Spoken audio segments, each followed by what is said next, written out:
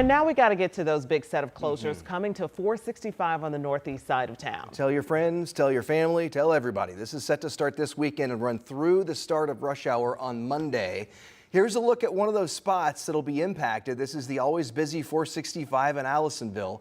Our Ashton Hackman is here now to help walk us through these closures, and a lot to take note of here, Ashton. Yeah, and as you said, tell everyone you can. This is a pretty congested area already, lots of traffic and construction. So if you will be driving on 465 on the northeast side this weekend, you might want to pay attention and take some notes. Starting at 9 Friday night, NDOT will close the eastbound exit ramps on 465 to Allisonville Road and northbound I-69. Drivers will also not be able to go south on Binford Boulevard from 465. The Keystone exit on 465 East will also be closed. 465 going east will be reduced down to one lane from the White River to I-69. While that is going on from 9 Saturday night until 6 Sunday morning, they will also close Binford to I-69 North starting at 75th Street.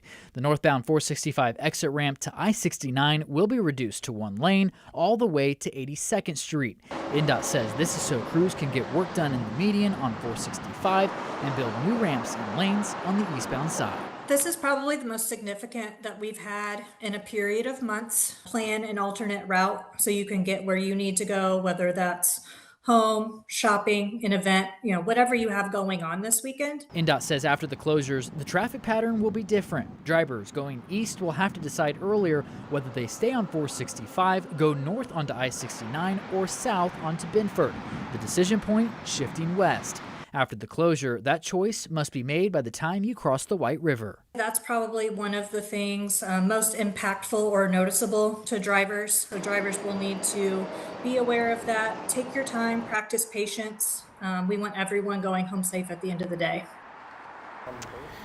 Now, not only is this closure happening, they're also going to be closing 65 South after the South split from 65 all the way down to 465. So it's already going to be a pretty confusing weekend. And these closures also seem to be on just a very busy weekend. There's a lot going on this summer. Yeah, best bet, probably just avoid the area entirely. I know when I'm up, I go a different way to get to the north side. Yeah.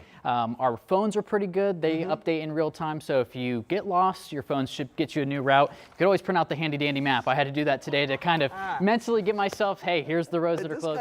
To just picture it. Whatever helps you out. Paper. Have you ever heard of MapQuest, Ashton? I think my grandparents remember that? Oh, ouch. All right. Hey, thank you for the heads up. We have been warned.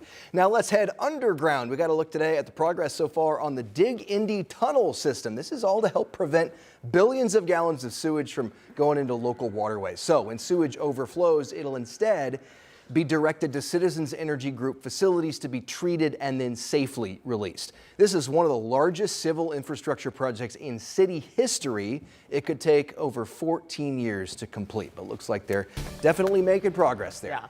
Did he just say his grandparents? He threw a dig there. I'm still no stuck pun on intended. that. It was a bit of an exaggeration. Grandparents. Okay. It wasn't that long ago we were using MapQuest, was it? 14-year project. Yeah. We might have all of our potholes done by that time too. Maybe. We'll have to wait and see. Hey, this is your weather. It's here, finally. Hot and humid, Felicia. Hot was what I wanted. Humid, not so much. I wanted hot and beautiful day at the beach or pool. There's the complaining. Hot or beautiful beach day at the pool. There's the complaining. Wait until she sees the 7-day, partner. Oh, boy. Oh, yeah. Hey, let's get into live Doppler 13 radar. Matt was talking about this on Sunrise this morning, that this would be the location this afternoon for the greatest coverage of downpours.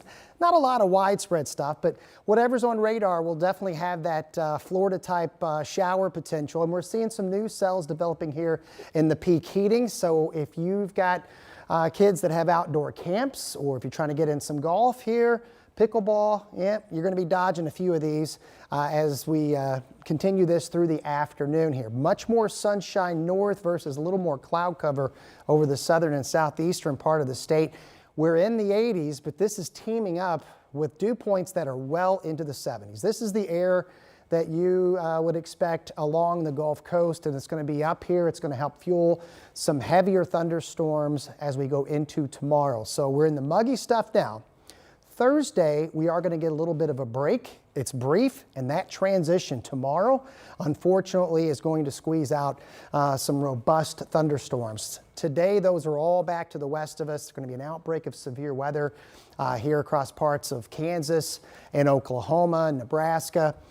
That wind energy that's cranking the severe weather out there will be over us tomorrow. So we've got this level 3 out of 5 risk. I'm going to break down the weather impact alert day for tomorrow, and we've got a heat wave as well in the 7-day forecast timeline coming up.